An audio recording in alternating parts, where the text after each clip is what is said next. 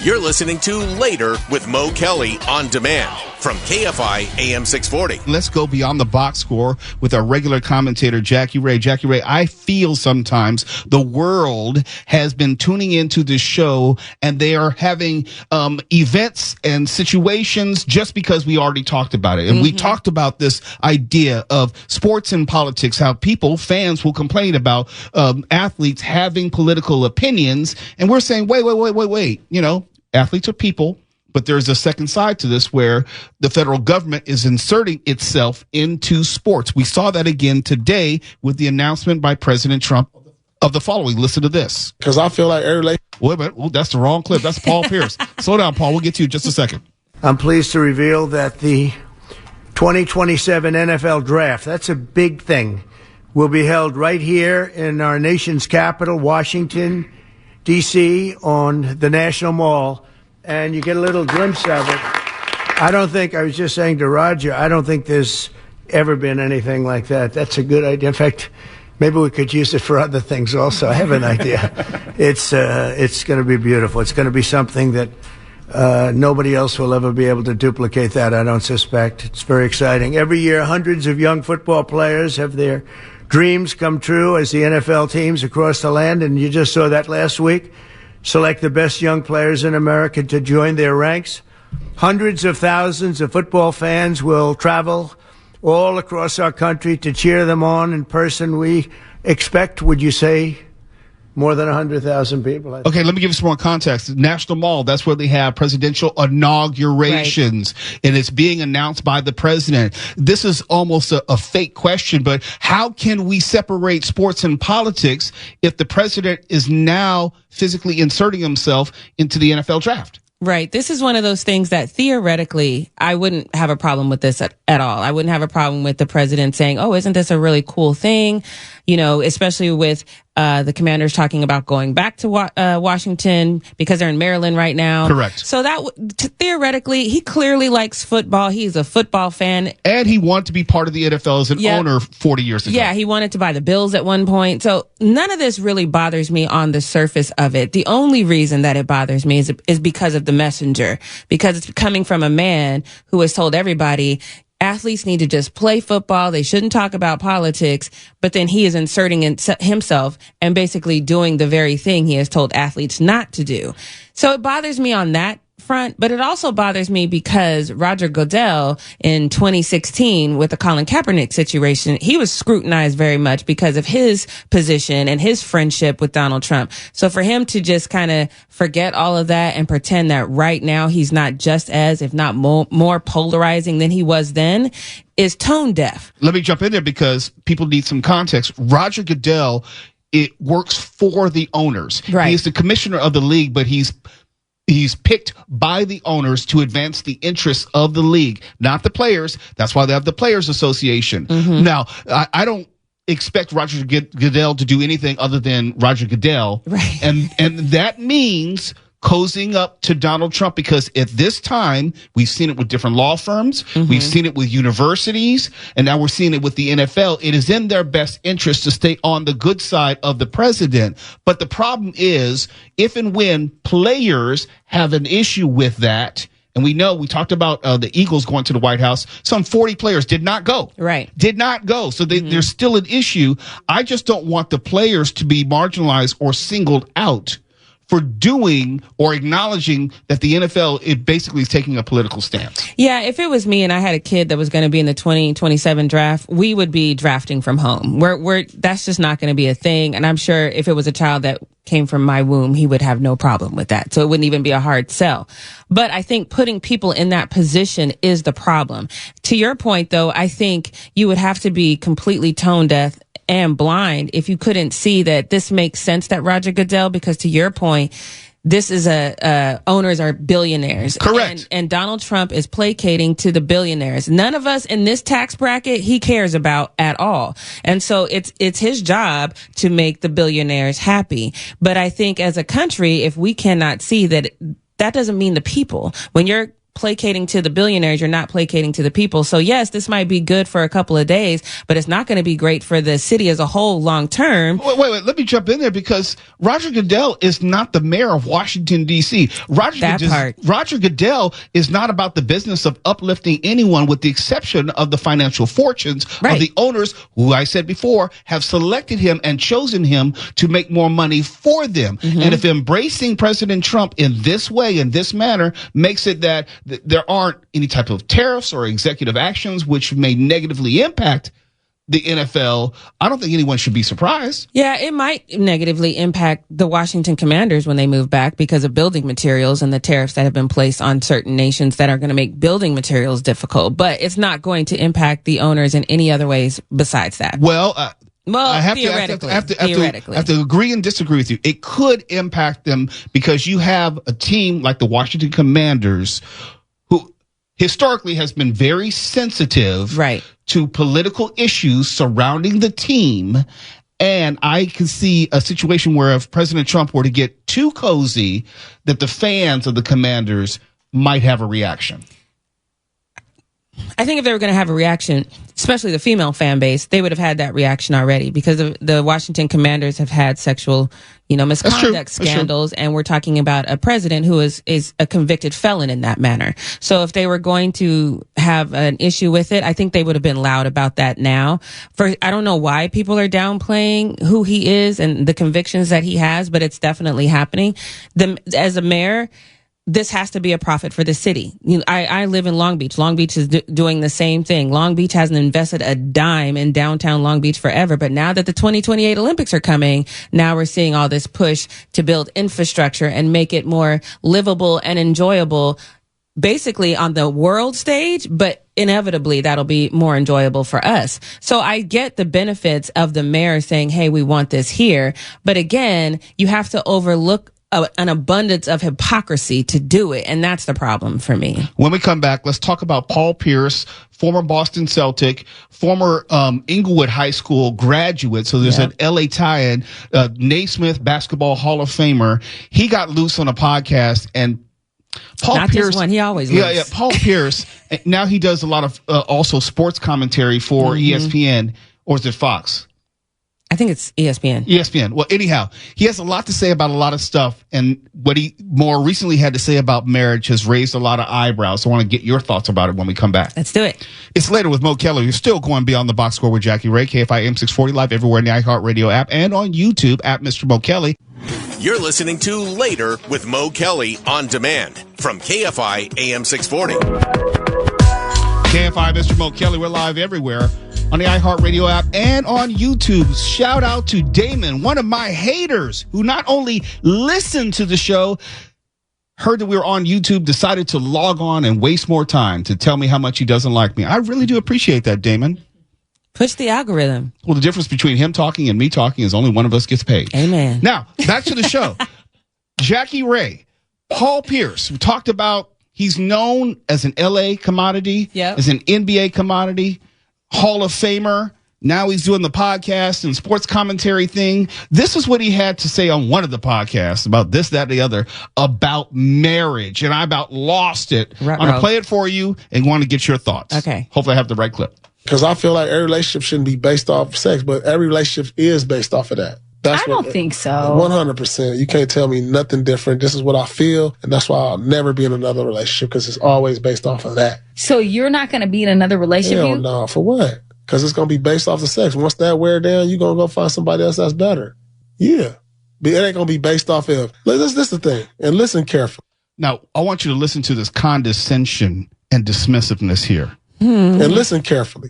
I'm listen listening. carefully. Let me tell you what marriage is all about. Or let me tell you what marriage is and who's marriage for. Marriage is for old people and poor people. Okay, so let's get into that. Why? Because when you broke, our parents, like my moms and all them, they married on a merit of like, okay, we're going to put our incomes together, have all these kids. And then when our kids, we're going to have 5, 10 kids back in the 60s, all them, they're going to have 5, 10 kids so they can work and bring income. Yeah. So you poor. So you married for that. And now when you get old, somebody that to be by your side to take care of you. Right now, my mom got married. My mom never been married in my lifetime. She got married when she was 70. Wait. Ain't he still alive? Wait. My mom has never been married in my lifetime. Is he talking to us from the great beyond and I just missed that? My mom has never been married in my lifetime. She got married when she was 70. My mom never been married in my lifetime. She got married when she was 70. So life is over for him. Life is over for him. Everything he's done now. How can those two things be true at the same time? My mom never been married in my lifetime. She got married when she was 70. And he said it with such confidence. It's the confidence. No, but he was going to talk about, listen right here. I'm going to explain this and break it down for you. Mm-hmm. My mom never been married in my lifetime. She got married when she was 70. Wow. And she's saying, wow, because Paul Pierce, you're the dullest pencil in the box. But what is your takeaway? Well, first of all, isn't Paul Pierce married? No, he is divorced. He had 3 kids. He's divorced. Okay. He got married in 2010. So did he get married because he was poor? At that time, maybe. He's a philosopher now. He obviously has a degree of wisdom about marriage, and he's using that to further spread his knowledge. I don't know. But this is a guy who was caught when he was working for ESPN. He works for Fox now. When he was working for ESPN, he had a strippers party, and he was live streaming his strippers party with booties in his face. And was calling more booties to the party. And I think he was married at that time. Yes. I remember that. So, I think some people in the chat that announced that they're departing might take advice from Paul Pierce on marriage, but I don't think anyone with common sense would. Because, again, this is a man who said that his mom hasn't been married in his lifetime, and then he's still here. My mom never been married in my lifetime. She got married when she was 70. This is a man that you stop listening to anything. If he says the sky is blue, you need to go outside and look for yourself because you cannot trust what he's saying. But what he's really saying is, I'm jaded. I am a man who I married for sex. And she might have married him for money, maybe. But then when the money and the sex wasn't enough, and then maybe she left. Now he's just bitter. And now he's saying no one gets married for any other reason. No one could possibly get married for love. Or to start a family. Right. Because if you get married in your 20s, it's not because you're poor necessarily. Right. And that's a poor man's mentality. Yes. Though. And the math ain't mathin'. He said you get married when you're young so you can have a whole bunch of kids so then they can work and bring in money. Do you know how long you have to provide for those children before they can work and bring in money? At least 25 years. The math is not mathing. My mom never been married in my lifetime. She got married when she was 70. I'm going to keep that forever. It might have been, he might have. Go ahead, Sam. You're going to say? I got to say this. I mean, it sounds like I was saying to myself from the beginning, I was like, wow, it sounds like he's never really had an intellectual connection with any of his romantic partners throughout his life. No. But I think I might be swinging backwards on this one. I think no woman is intellectually connected with him. Right. If he's saying stuff like, my mom's never been married in my lifetime and now she's married at 70. But Sam, you are the resident sex doctor. Yeah. Okay, so you're looking at this through a different prism than maybe the rest of us. Paul Pierce has invoked sex as in the principal reason why anyone gets in any relationship. He didn't even say marriage. He just said relationship. Yeah. And that is the arbiter of whether he stays or he moves on. That says to me that he has a fractured mentality and a warped mentality around any type of quote unquote healthy relationship. Maybe after 13 years in the NBA and dealing with groupies on top of his wife, not in addition to. Well, in addition to. It's also the idea that it was a joke that Norm Macdonald came up with. You don't pay people for sex to stay over. You pay them to leave. Yeah. And it seems like he's had enough with actual relationships, and he's just because he has enough money to be able to pay for whatever sexual needs he has. He's not looking for any intellectual connection or partnership. That's why he's saying stuff like, I think poor people have relationships. I think old people have relationships. He has the money and he is still physically able to carry all of those sexual desires out that he wants. And once he gets old, that's when he's going to be like, okay, I need to slow down. I'm going to say maybe on the he's still able to carry out whatever, because medication helps. There are pills for that. Well, you had a lot because men who are able don't talk like Paul Pierce is talking. Eileen, I want to hear your thoughts on this. I think he's had a lot of trauma in his life, and that's where it's all coming out. And his whole view of relationships is just very skewed. And he could have been the one that he could be exactly who he says he is. And he could have had these toxic relationships. He's attracted women to him that maybe he had from having these, let's have all these women that are for sale parties. And then maybe he got married to one. Who knows the reason, but he's definitely jaded. And now he just thinks that, and that's the problem with our society as a whole. You think that your circumstances dictate what everybody else is going through. And just because you experience something, it doesn't make you an expert on something. Having some experience doesn't make you the expert. I'm quite sure he's been with plenty of women. I don't doubt that at all. But he's definitely not an expert on connection or relationship or the merits of marriage. Right. And if I were to ask him his thoughts on, I don't know, 20 different other subjects, he probably would be on that same level as in barely coherent. My mom never been married in my lifetime. She got married when she was 70. Wow. So we're talking to a whole ghost. I don't know, is mom the ghost or is he the ghost? Because in his lifetime would seem to mention that he's dead now. Right. Somebody's gone. Yeah, He might be dead inside. Oh, that much is that's true. it. One more time. My mom never been married in my lifetime. She got married when she was 70. It's the confidence for me. Like, you know, And ever. It was like, tell me, listen. So you poor. So you married for that. And now when you get old, somebody that to be by your side to take care of you. Right now, my mom got married. My mom never been married in my lifetime. She got married when she was 70. Wow. No, not wow. It was the wow, too. Like, she just wasn't going to call him She was on probably that. saying, wow, you are an idiot. Right. Like, who booked you? Wow, I can't believe you said that. After saying, listen. Oh, okay. It's Later with Mo Kelly. KFI AM 640 live everywhere in the iHeartRadio app and on YouTube. You're listening to Later with Mo Kelly on demand from KFI AM 640. Did you know there's no T in Skechers? Never has been and never will. What you talking about, Romo? T is always in Skechers. T and these Skechers slip-ins. T and these Skechers slip-ins. I pity the fool have to touch his shoes to put them on. T and these Skechers slip-ins. I pity the fool who bends down to put on their shoes. I pity the fool who isn't in Skechers slip-ins. See, Romo? T is always in Skechers. I'm just saying people often misspell Skechers and put a T in it. Quit saying and start slipping, fool. KFI AM 640 is Later with Mo Kelly. We're live everywhere in the iHeartRadio app and YouTube. And if you don't know, I love Skechers. When I get Christmas gifts or people say, Mo, what do you want for Christmas? Skechers gift card.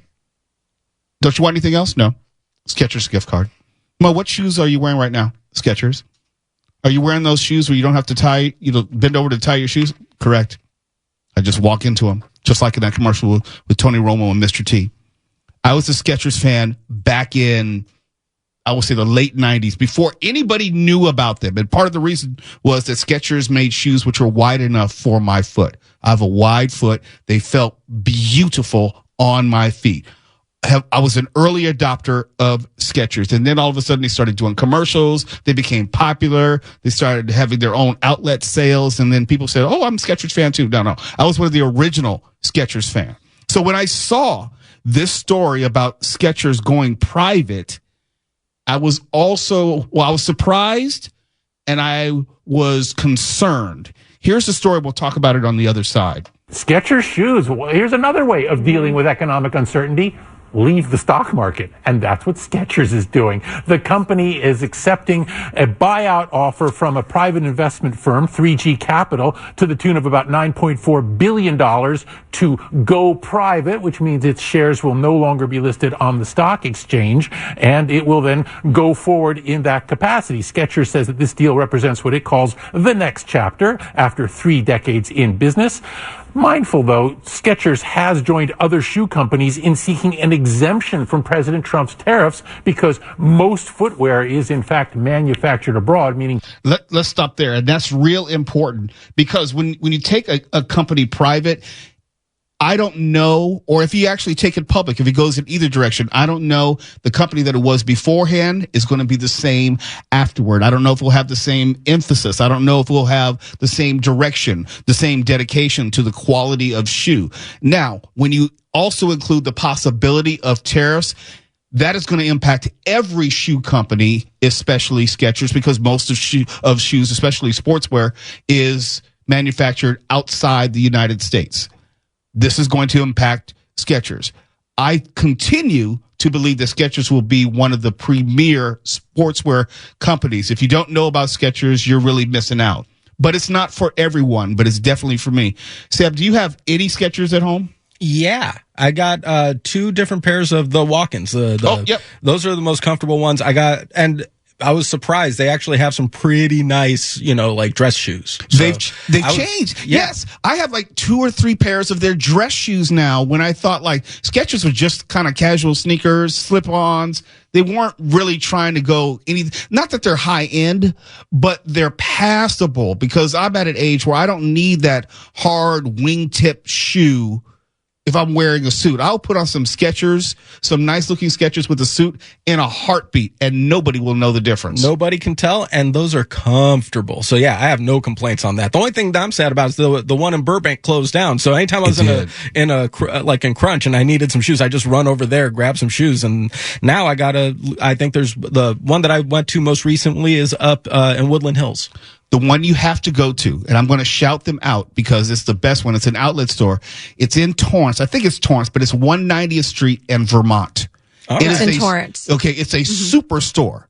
They have all the men's, all the women's shoes, and the sportswear. It is huge. It's strange because it's fewer than 5 miles from Del Amo Mall, where they have a Del Amo Mall store, which is much smaller, doesn't have much. But if you go to that Skechers outlet on 190th in Vermont, you will find just about anything they have to offer.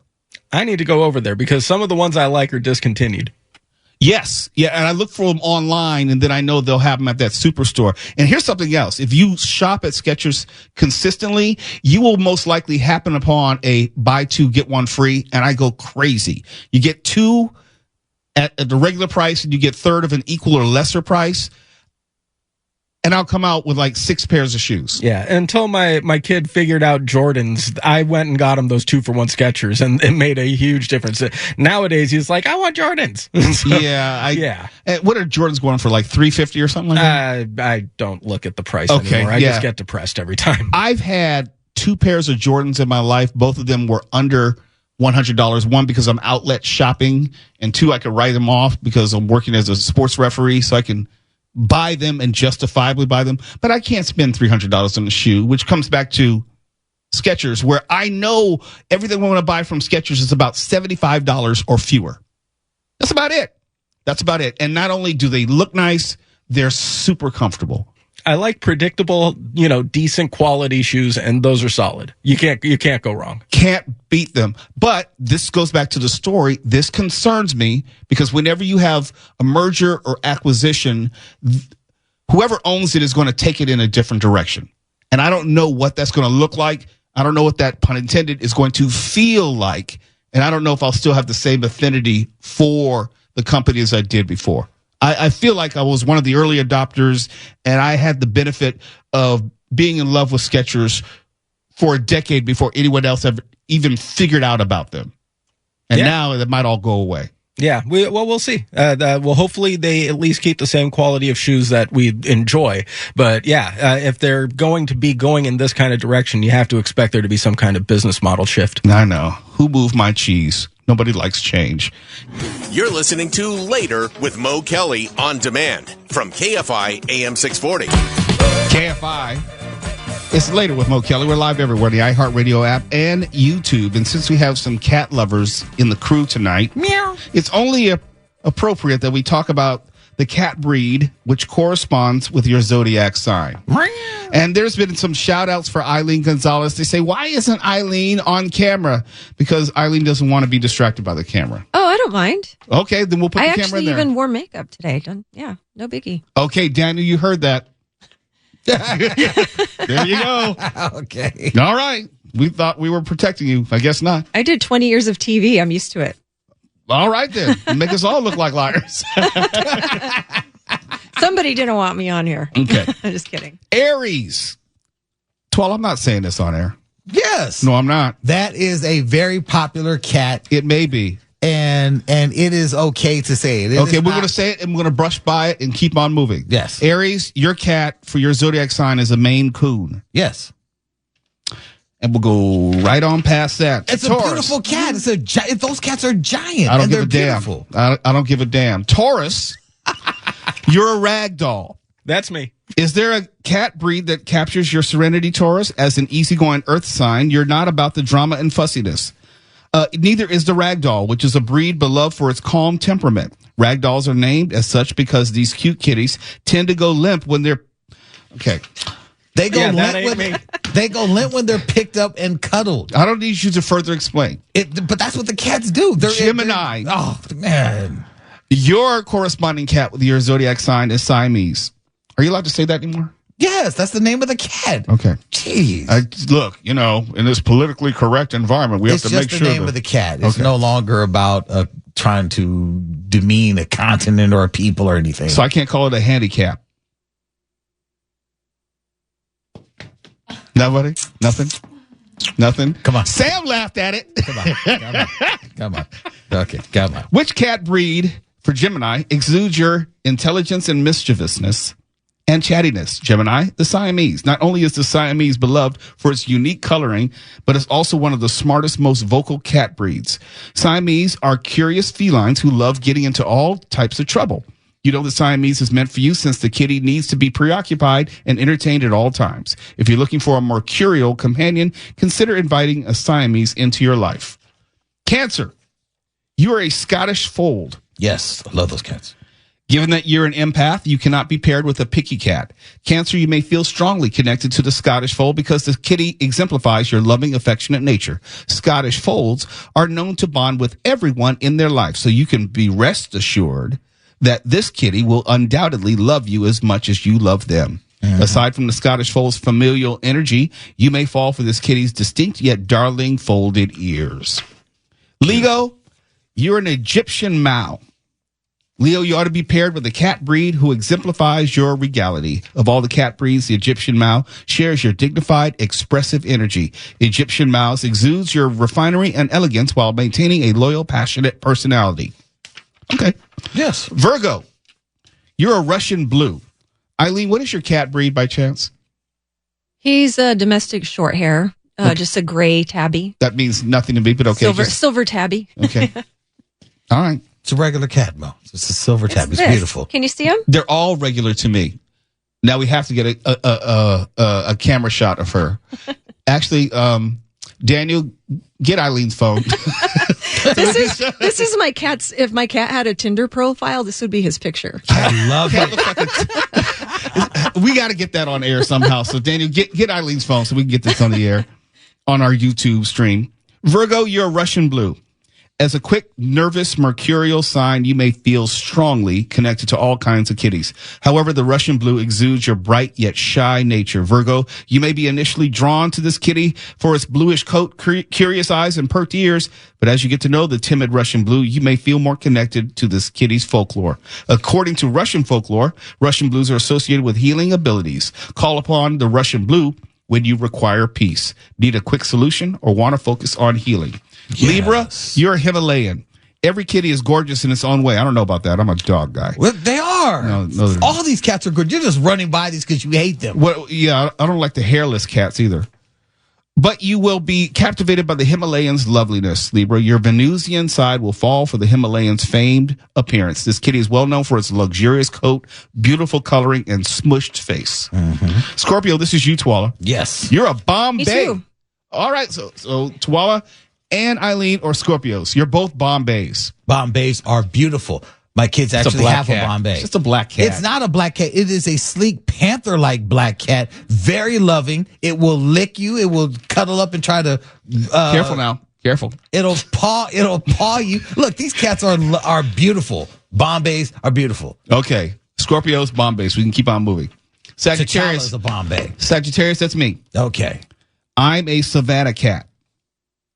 My ideal cat is wilder than the average house cat, like a lion or tiger. Although you may resonate with these big cats, you will also align with the domesticated Savannah cat. Mm-hmm. The special cat breed is a hybrid between the wild serval and domestic breeds, giving you the best of both worlds. You will fall in love with the cat's exotic looks and dog-like personality. See? Look at Mo. Don't you ever doubt this horoscope again. I will never be a cat owner, okay?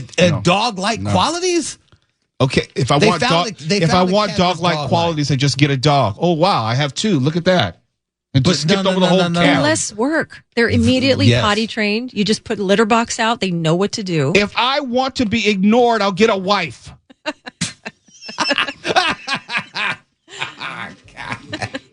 Oh, that's right. I got I'm one. glad she doesn't listen. Yo, that's true. She does not listen. Capricorn. Your cat is a Persian. Let's hurry up through this. As a Saturnian star sign, you may feel highly connected to all cat breeds. Capricorn. Every kitty speaks to your soul, but your tried and true feline counterpart is none other than the Persian cat. And Aquarius, you're a Havana Brown. Being the rarest zodiac sign suggests you should be paired with an equally unique feline. Aquarius, look no further since you will fall for the Havana Brown cat. This solid brown kitty is extremely rare and highly sought after, just like you. And Pisces, you're a Selkirk Rex. I don't know what the hell that is. There's a picture of it right there. Yeah, I know what the picture looks like. I'm saying I don't know what the cat is. I don't know what a Selkirk is or You're a looking bikirk. at a Selkirk. What's a bikirk? Was it like a Tyrannosaurus Rex? While you may see yourself in many delightful cat breeds, you will ultimately resonate with the Selkirk Rex, Pisces. How could you resist this curly-haired kitty?